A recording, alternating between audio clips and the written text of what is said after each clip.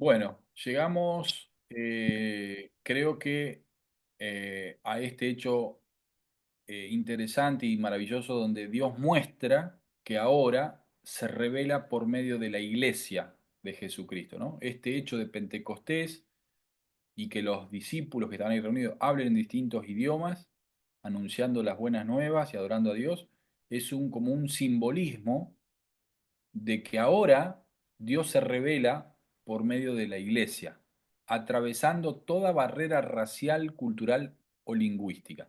Esto fue lo más importante que ocurrió en Pentecostés, ¿no?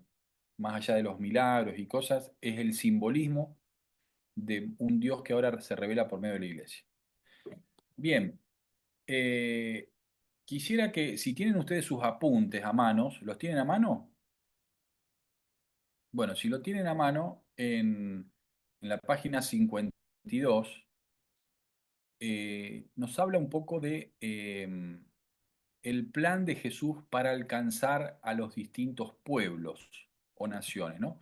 Y acá hay un tema interesante que son los grupos humanos o etnias, que yo les mandé hace dos lecciones atrás un link, no sé si lo habrán podido ver, donde está este programa de etnias no alcanzadas y que Argentina eligió 90 grupos humanos o 90 etnias totalmente no alcanzadas, donde no tienen Biblia traducida a su idioma, ni se conoce que haya discípulos de Jesús, para que las iglesias de Argentina puedan adoptar alguna de estas etnias en el sentido simbólico, ¿no?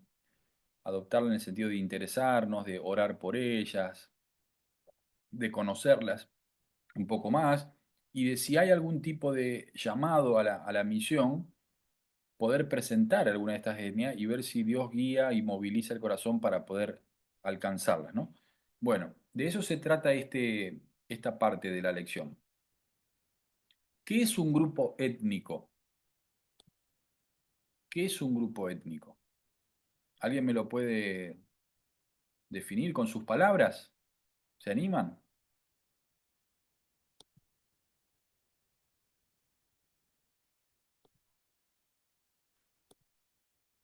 Bueno, además de eso que ustedes dicen, un grupo étnico es un grupo humano, ¿no? O sea, los seres humanos se agrupan por intereses comunes o por rasgos comunes que los identifican. Entonces, naturalmente, los seres humanos somos gregarios, o sea, nos juntamos de acuerdo a algo que nos identifica y muchos de estos grupos humanos, inicialmente lo primero que nos une es la cultura, la raza. Es el primer elemento de unión de un grupo. Entonces, la cultura, la raza, el idioma, son todos elementos que identifican a un grupo humano de otro diferente, ¿no? Por ejemplo, nosotros en Argentina somos un grupo humano diferente a los que están en Brasil, los brasileros, porque tenemos una historia diferente, somos descendientes de la colonia española, los brasileños de la colonia portuguesa, hablamos un idioma nosotros, el castellano, y eso es el portugués, y por lo tanto hay un montón de otras costumbres eh, que nos hacen diferentes culturalmente, parecidos en algunas cosas, pero muy diferentes en otras. Si pensamos en otro grupo humano, incluso de otro continente, aún más evidentes son esas diferencias. Ahora, nosotros también, muchos de los que estamos acá, creo que la gran mayoría, por los apellidos que veo, Berardi, Bertuzzi, como yo, somos descendientes de italianos, otros son descendientes de españoles, otros son descendientes de polacos.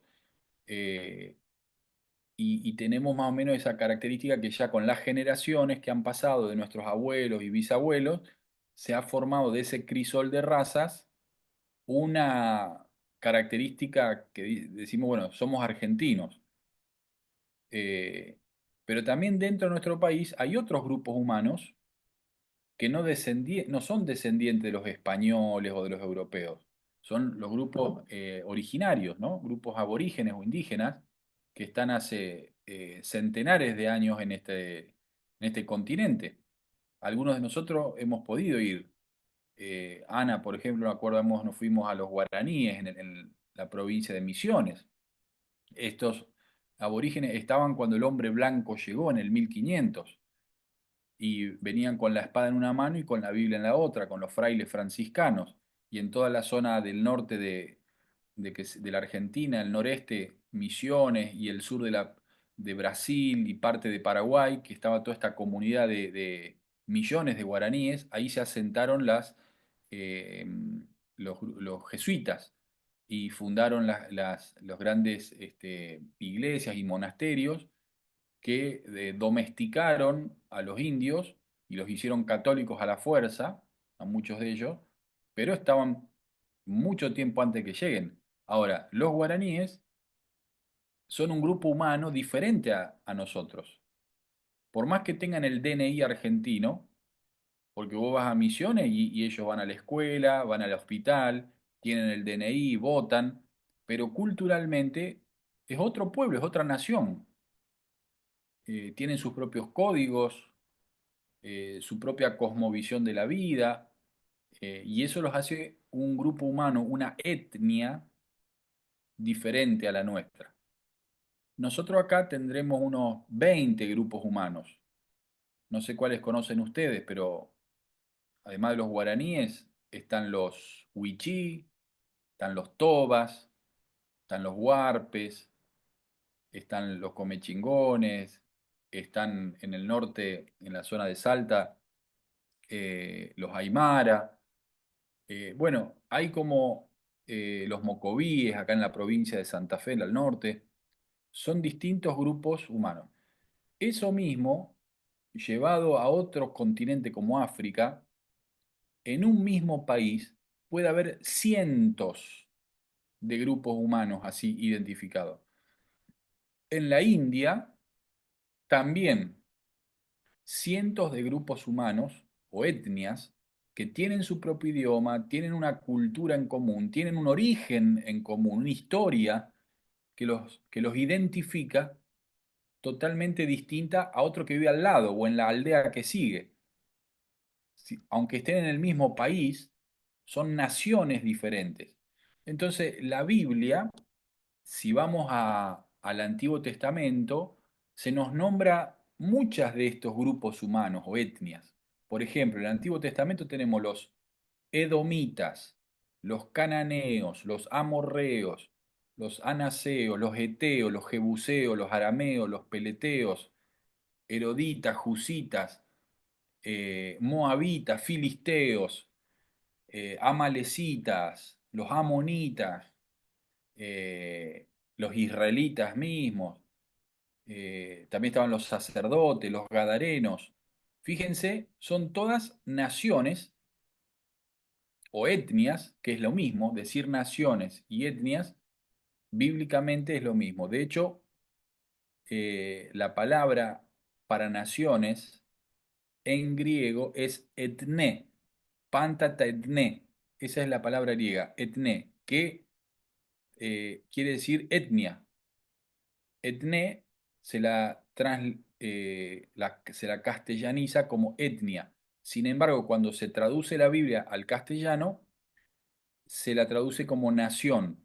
En vez de usar la palabra etnia, se le pone nación al equivalente en griego que es etné. Eh, Porque nación hace referencia también a esto mismo que estamos hablando. Una nación no necesariamente es un país como el que nosotros conocemos, con un territorio. Hay naciones que no tienen territorio propio. Son naciones que viven de prestado en un territorio ajeno, o porque la han perdido a su terreno, o porque han quedado en el medio de varios países. Entonces, por ejemplo, yendo acá a lo que decía el ejemplo de los guaraníes. Guaraníes hay guaraníes paraguayos, hay guaraníes brasileros y hay guaraníes argentinos. Ellos se sienten guaraníes.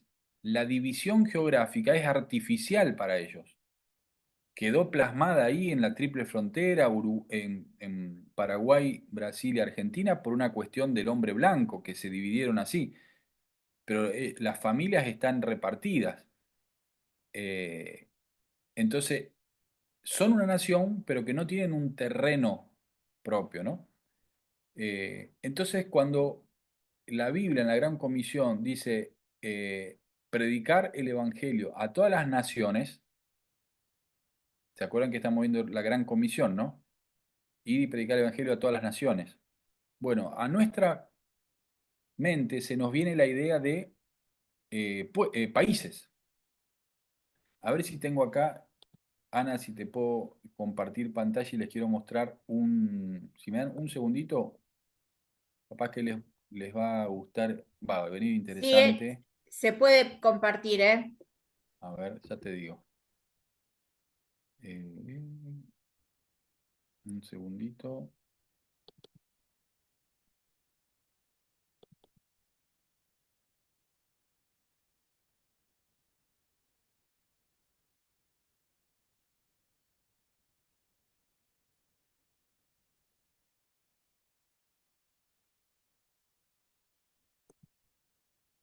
A ver, voy a tratar de compartir, así les muestro esto, que lo van a entender mejor. ¿Dónde dice compartir? Acá. ¿Ven ustedes ahí lo que les estoy mostrando? ¿Sí Sí, o no? sí, sí, sí.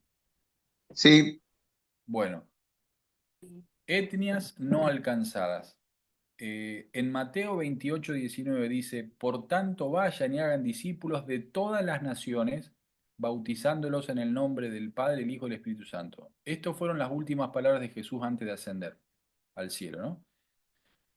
El concepto político de países es diferente al concepto bíblico de etnias o naciones. Nosotros cuando íbamos a la escuela primaria, la señorita de geografía nos decía, para mañana traigan un mapa político de América. Y uno iba a la librería y pedía y le daban el mapa de la izquierda. ¿Es correcto? Mapa político de América, mapa político de cualquier continente. Y uno trae eso. Ahora, eso es una división política artificial, porque han sido fronteras que se fueron ganando con guerras o con acuerdos, y muchas veces trazando artificialmente la frontera, y ha hecho que queden grupos humanos repartidos, como les decía, como los guaraníes, entre distintos países. El mapa de la derecha es un mapa de naciones, bíblicamente hablando, de etnias. Fíjense qué diferente que es, ¿no? Porque todos esos de colores que ustedes ven son grupos humanos que están alojados en esos lugares. Y miren lo que es en el Amazonas, o en Perú, o en Ecuador. Hay un montón, cientos de grupos humanos, etnias, naciones diferentes, ¿no? Miren ahora, a ver si puedo cruzar ¿cómo hago para cruzar?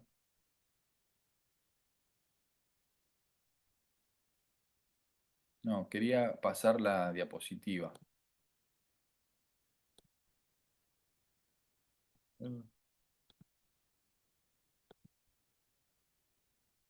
Acá. Miren lo mismo, pero de África. ¿Se ve bien? El mapa de la derecha son las fronteras actuales políticas. Y si ustedes ven algunas divisiones de países, son líneas rectas. ¿Saben por qué son líneas rectas? Porque en el 1884, en Berlín, las principales potencias coloniales se juntaron para dividir el continente africano en distintos países y repartirse entre ellos cada uno de estos países. En esa conferencia de Berlín del 1884 no había un solo negro africano. Todos eran países europeos que determinaron cómo se iba a dividir África. y quedaron los países que nosotros conocemos hoy. Marruecos, Mauritania, Argelia, Túnez, Egipto, Etiopía, este, Uganda, Nigeria, todos los países que conocemos en los mundiales de fútbol, bueno, son países determinados por el hombre blanco. Ahora, ¿cuál es la realidad en el sentido bíblico de etnias, de grupos humanos que tienen una cultura, un país, un idioma en común, una raza? Es el mapa de la derecha. Miren cómo es África, étnicamente hablando. Cientos de naciones o de etnias. Y entonces cuando en Mateo 28 Jesús dice, id y haced discípulos a todas las naciones, lo que Jesús tenía en mente era este concepto de grupos humanos, no el otro artificial, porque, y eso tiene una implicancia misionológica, porque si nosotros solamente nos quedamos con la idea de naciones vinculadas a países, modernamente hablando, y es probable que ya casi en todos los países haya algún cristiano. Muy probablemente un cristiano haya en todos esos países. Ahora, ¿hay cristiano en cada una de estas naciones? Ahí es donde uno ve la realidad de los no alcanzados, porque hay un montón de naciones que están dentro de un país, pero que no han sido alcanzadas con el Evangelio. No hay una Biblia en su idioma, no hay una iglesia, no hay un creyente, y ese es el desafío que tenemos también como iglesia. ¿Cómo hacer para llegar con el Evangelio, como Jesús nos dijo, a todas las naciones, a todos los grupos étnicos, no solamente a los países? Porque si, por ejemplo, tomamos el país de Egipto, dentro de Egipto hay un montón de naciones, pero seguramente en el Cairo hay un cristiano o una iglesia, pero eso no quiere decir que fue alcanzada todas las naciones que hay dentro de Egipto. Y así podríamos repetir lo mismo en otros países, ¿no? Entonces, bueno, esto es interesante, quería mostrárselos porque nos aclara un poquito esta idea de lo que son eh, naciones o grupos étnicos, bíblicamente hablando, y como nos enseñaron en la escuela, ¿no? ¿Se entendió más o menos esto? Bien. En el Nuevo Testamento también tenemos nombrados, ¿no? Los partos, los habitantes de Judea, los residentes del Ponto, los libios, cretenses, fariseos, galileos. Bueno, ahí van a tener un listado de estos grupos humanos, ¿no? Y algunas definiciones: etnia como raza, como pueblo, grupo cultural. eh, y es interesante entender qué es la cultura, ¿no? La cultura es importante conocerla porque nos permite comunicar eficazmente el Evangelio a un grupo de personas distinto a lo que nosotros conocemos. Por ejemplo, si nosotros fuéramos con nuestras costumbres, con lo que nosotros conocemos, y vamos al país de, no sé, Japón, por ejemplo, a predicar, y llegamos nosotros a Japón y como hacemos nosotros los argentinos, enseguida bajamos del aeropuerto, nos están recibiendo, vamos, abrazamos, le damos un beso al que nos recibe, ¿qué tal? Mucho gusto, encantado, ¿sí? Eh, pero posiblemente eso genere un rechazo, porque en Japón, primero que no se abrazan, se saludan de lejos y a lo sumo se hace un gesto así. Y segundo que se busca a la persona de mayor edad para entablar una relación y se ignora a los otros porque el respeto hacia la gente mayor es el que te habilita luego sí a poder vincularte con los demás. Entonces, ¿y eso por qué es importante? Porque quizá tu buena intención, llegar, ser amable, cariñoso, dar un abrazo, termina siendo de tropiezo porque en esa cultura no se valora eso. Tienen otros rasgos culturales. Entonces, la cultura es muy importante entenderla, ser empático, para que a la hora de compartir de nuestra fe sea relevante nuestro mensaje y no sea un tropiezo. Entonces, bueno, La cultura es un modo de vida, es un sistema integrado de creencias, de valores, de costumbres, de instituciones que expresan esas creencias y valores. Y la gran comisión de Jesús tiene un enfoque. Ustedes recuerdan qué decía Pablo. Al judío me hice judío, al griego me hice griego. Me hice todo de todos con tal de alcanzar algunos. Entonces, el Evangelio necesariamente se tiene que encarnar en cada cultura, tomar forma, el color de esa cultura. Y eso no significa modificar el mensaje.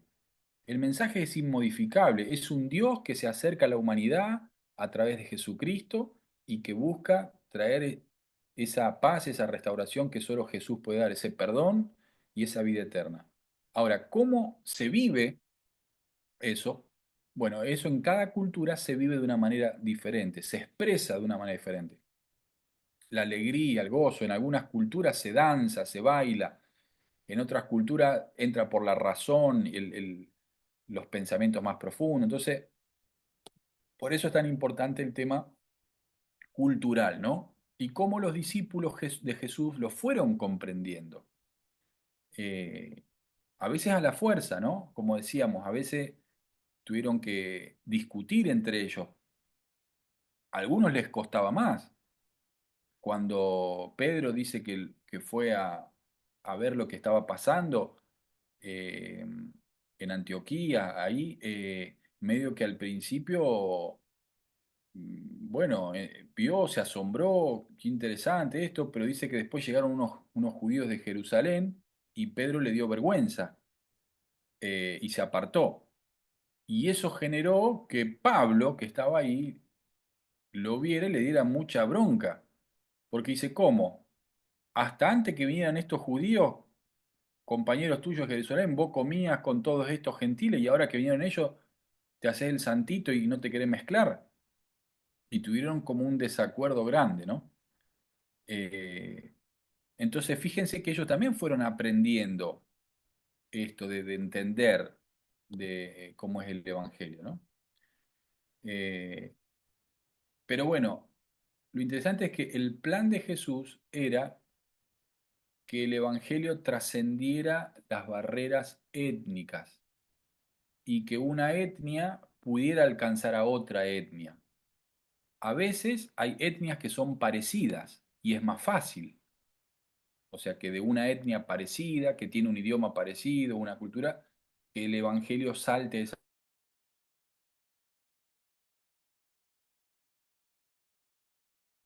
Es un desafío mucho mayor y requiere mucho más tiempo aprender. A veces hay cuestiones que uno ni siquiera las puede explicar mucho, pero que generan una barrera, ¿no? Pero bueno, ese es el plan de Dios, que se vaya saltando de grupos humanos a otro el Evangelio, ¿no? Bien, ya estamos terminando para que no los quiero abrumar y después ustedes podrán, si quieren, profundizar un poquito más, pero la lección sigue hablándonos de la iglesia en los Hechos de los Apóstoles. Este libro de los Hechos nos muestra esos primeros acontecimientos y también cómo se fue dando, Hechos 1:8, cómo se fue dando a lo largo del libro. ¿Se acuerdan que Hechos 1:8 Jesús dijo, y me serán testigos en Jerusalén, Judea, Samaria, hasta el último de la tierra, ¿no? Que esta descripción que hace Jesús es simultánea, no es que es primero alcanzo Jerusalén, después Judea, bueno, ya lo habíamos visto eso, ¿no? Jesús estaba dando una idea de continuidad. Bueno, en el capítulo 1 vemos que el relato se centra en Jerusalén. Ya en Hechos 8 se da la primera persecución y cruzan a Judea y también luego a Samaria, porque son obligados a salir. Y en el capítulo 10 ya vemos que se da la predicación a los gentiles. Entonces ya se había dado Jerusalén, Judea, Samaria, gentiles, y en capítulo 13 de hecho, vemos ya lo último de la tierra, porque son los viajes misioneros de Pablo a, a otro continente, ¿no? Así que ahí vemos como una evolución de cómo se cumplió Hechos 1.8 ya en la iglesia primitiva y sigue siendo un modelo para nosotros hoy también, ¿no? Eh, en el capítulo 13 de Hechos marca el comienzo de esta tercera fase de la evangelización hasta lo último de la tierra. Porque en Hechos 13 relata el llamado y el envío de Pablo y Bernabé para la tarea misionera. ¿Se acuerdan que la iglesia oró y los encomendó al ministerio misionero? Y ellos salen y fueron muy eficientes, Pablo y Bernabé, en su tarea. Tal es así que en el capítulo 17c, de hecho, dice que los enemigos de Pablo y Bernabé exclamaban de que trastornaban el mundo entero. Y este es el plan del Espíritu Santo, trastornar el mundo entero con el Evangelio de Jesucristo en cada generación. Qué lindo sería que nosotros nos acusen de trastornar nuestra sociedad, de trastornar el mundo con el Evangelio, ¿no? Con este mensaje que viene a revolucionar y, y a cambiar el status quo de muchas de las cosas, ¿no? Eh, y lo último quería dejarles también como modelo es la iglesia de Antioquía. En Hechos de los Apóstoles van a ver de que está el relato de cuando llega el Evangelio a esta iglesia de esta ciudad de Antioquía, que era una iglesia gentil y de la cual salieron enviados Pablo y Bernabé. Antioquía era la tercera ciudad del mundo en aquel tiempo, llamada la Reina del Oriente. Tenía una población más o menos de medio millón de habitantes, unos 500.000 habitantes. Y era una ciudad predominantemente gentil, o sea, no era de origen judío, ¿no? Estaba formada más que nada por griegos y por sirios, aunque también había una comunidad de judíos migrantes que habían salido allí por necesidad de trabajar y estaba ubicada en un punto estratégico de una ruta comercial por donde pasaban personas de muchas nacionalidades y tenía dos dioses conocidos que eran Diana y Apolos.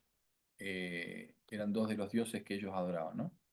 Y aquí en esta ciudad de Antioquía nace la primera iglesia cristiana no judía y es el primer lugar donde se los llama cristianos a los seguidores de Jesús. Eso nos relata la Biblia, ¿no? Que el primer lugar donde se los identifica como, estos son cristianos, es en esta ciudad de Antioquía, ¿no? Y fue la base misionera del apóstol Pablo para llegar a otros pueblos y a otros grupos humanos desde ahí, ¿no? Eh, es interesante porque esta iglesia nace como resultado de una fuerte persecución que había venido a la iglesia que estaba en Jerusalén, en Hechos capítulo 8, después que matan a Esteban, el primer mártir de la iglesia cristiana, eso provoca, cuando vos pateás un hormiguero o le pegás con un palo un panal de abeja, bueno, generó esa misma reacción en los cristianos que estaban en Jerusalén. Y esa racia que se armó obligó a que se dispersen por distintos lugares, ¿no? Eh, Todo iba bien hasta ese momento en la iglesia de Jerusalén, los creyentes estaban animados, alababan a Dios, veían milagros, estaba todo tranquilo hasta que pasa esto, ¿no? Algunos dicen que cuando no obedecemos lo que dice Hechos 1.8, te pasa lo que dice Hechos 8.1. Así que se los dejo como tarea. Cuando no obedecemos lo que dice Hechos 1.8, pasa lo que dice Hechos 8.1. Después búsquenlo en su casa. Así que bueno, después de esta situación de Esteban, se da la persecución y como eso, algunos judíos cristianos recalan en la ciudad de Antioquía y ahí predican el Evangelio los que salieron a otros judíos, esos judíos se convierten, pero reciben una visión más amplia y empiezan a predicar a sus vecinos, que eran gentiles. Y ese es el comienzo de esta iglesia en Antioquía, que creció, y en Hechos 11:21 dice que la mano del Señor estaba con ellos, y gran número de ellos creyó y se convirtió al Señor. Y esto es hermoso porque es una iglesia que creció con una visión misionera. Al ser una iglesia cosmopolita, donde había creyentes de distintos lugares, naturalmente entendieron que era natural esto, de que el Evangelio trascendiera las culturas y que personas que eran visitantes o que pasaban porque estaban comerciando y tenían que pasar por ahí, recibían también este mensaje del Evangelio. Así que la iglesia tomó un estilo naturalmente cosmopolita y entender de que el Evangelio era para todos. Eh, y ahí entonces estuvieron Pablo y Jerusalén, que cuando ellos llegan, eh, pastorean esta iglesia y hicieron un hermoso trabajo de edificar y discipular a esta iglesia, ¿no? Y sus enseñanzas fueron tan profundas que los miembros de la iglesia fueron llamados cristianos por primera vez, o sea, seguidores de Cristo por el testimonio que daban, ¿no? Así que toda iglesia que está bien fundamentada en la palabra de Dios tiene que tener visión mundial. El creyente sin visión misionera da pruebas de que no conoce realmente la palabra de Dios ni el plan de Dios para la iglesia. O sea, si hemos entendido el Evangelio, necesariamente tenemos que tener visión misionera mundial. No importa que nosotros no vayamos algún día a otro país, pero sí tenemos que tener esta visión de que el Evangelio es para todas las naciones y hacer todo lo que esté a nuestro alcance para que ese Evangelio llegue a todas las naciones del mundo, ¿no? Así que bueno, la iglesia de Antioquía fue un ejemplo de una iglesia misionera, una iglesia que no se quedaba conforme con lo que tenía, sino que buscaba maneras de extender ese evangelio a otros, ¿no? Y después es la iglesia que envía a Pablo y Bernabé a Roma y a otros lugares para seguir presentando el evangelio. Después ustedes van a poder ver algunas de las características de esta iglesia, una iglesia que estaba edificada en la sana doctrina, que había sido transformada por la gracia de Dios. Había un liderazgo compartido, no era una iglesia verticalista, era un liderazgo compartido entre Pablo, Bernabé, también se nombran a otros líderes. Estoy diciendo distintas características para que también ustedes vayan haciendo rápidamente en su mente una comparación con nuestras iglesias hoy. ¿Cuánto tenemos de parecido o no? Era una iglesia que influía en la comunidad. Esto de que se los nombró cristianos era porque la comunidad decía, mirá, ahí están los cristianos, o sea, eran visibles. Eh, Impactaba el estilo de vida que ellos tenían en la comunidad, ¿no? Era una iglesia que estaba comprometida con la obra del Señor, ¿no?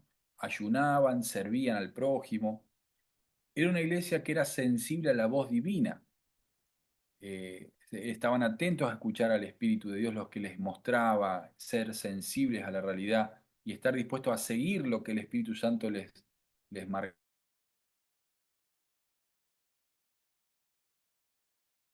La misión local y la misión global. Era una iglesia que se identificaba con las necesidades que tenían los creyentes, ¿no? Eh, Porque cuando ellos se enteran de que los cristianos de Jerusalén estaban pasando una gran necesidad, una hambruna, rápidamente juntaron una ofrenda y dijeron, no podemos dejar esto así. E hicieron todo lo posible para ayudar de acuerdo a sus posibilidades, dice en el capítulo 11. Y era también una iglesia que tenía un celo doctrinal libre de legalismo y de prejuicios. Eh, o sea, quiere decir que estaban basados en la sana doctrina, pero sin legalismo y sin prejuicios, ¿no? Eh, y de hecho, ese legalismo fue por la iglesia de Jerusalén, que querían imponerle cosas a esta iglesia de Antioquía.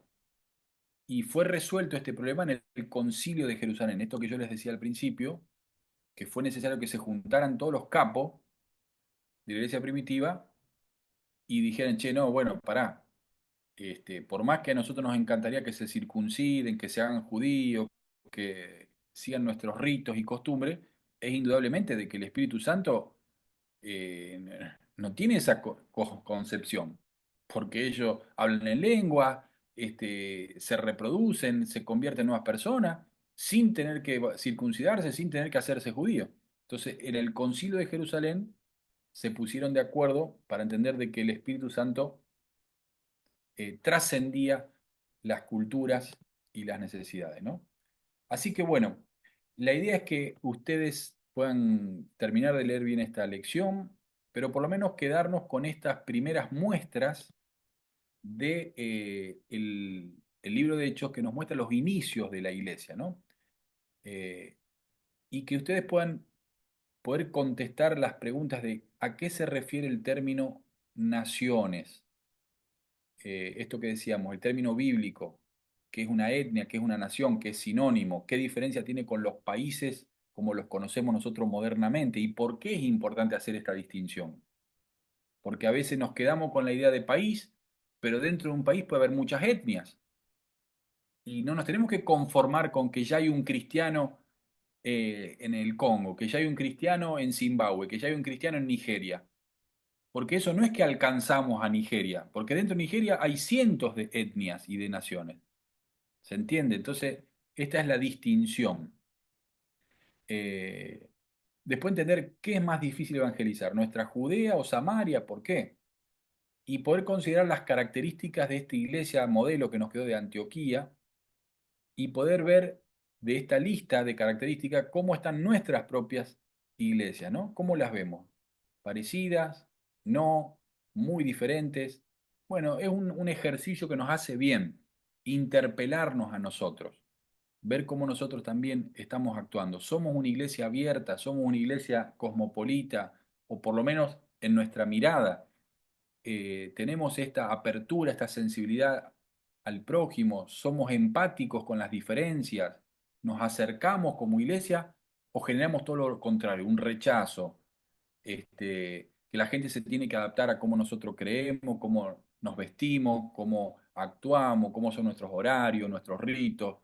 ¿Se siente la gente animada a acercarse o se siente como que no da la talla? Como que, bueno, son todas preguntas que haremos bien en hacérnosla, ¿no? Y en meditar. De eso trata la lección que acabamos de ver, ¿tá? Así que los animo a que puedan leerla y si quieren hacer las lecciones, la que sugiere al final, hay unas lecturas complementarias también basadas en los libros de Hechos y responder unas preguntas, ¿tá? Así que bueno, esto sería por hoy. Que Dios los bendiga y si hay dudas, que se las anoten para después poder compartirlas juntos, ¿eh? Así que bueno, Karina, si estás de acuerdo, Sí. Bueno, nosotros nos quedaría una última clase, Eric, por calendario. ¿Vamos bien?